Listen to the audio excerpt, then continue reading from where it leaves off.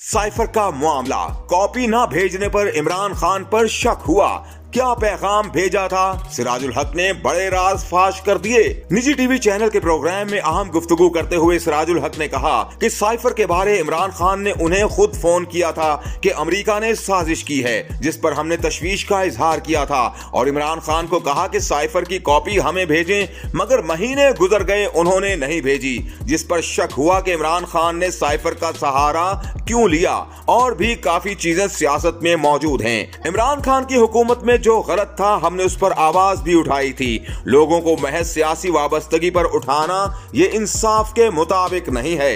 सिराजुल हक ने कहा कि पीटीआई हुकूमत के खात्मे के बाद भी तहरीक इंसाफ का ये मुतालबा नहीं था कि एस्टेब्लिशमेंट गैर जानिबदार रहे, जैसे हमारा मौकिफ है। हमें और हमारे मुखालिफिन को खुला मैदान दे दें, हम सियासी तौर पर एक दूसरे का मुकाबला करें।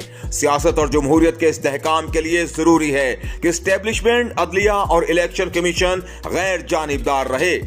अमीर जमात इस्लामी ने मजीद कहा कि तीनों सियासी पार्टियों में से किसी के साथ एस्टेब्लिशमेंट की सपोर्ट न रहे तो ये सियासत नहीं कर सकेंगी। हालात बताएंगे कि इस वक्त एस्टेब्लिशमेंट कौन सी जमात के करीब है, लेकिन इस वक्त निगरान हुकूमत के साथ है।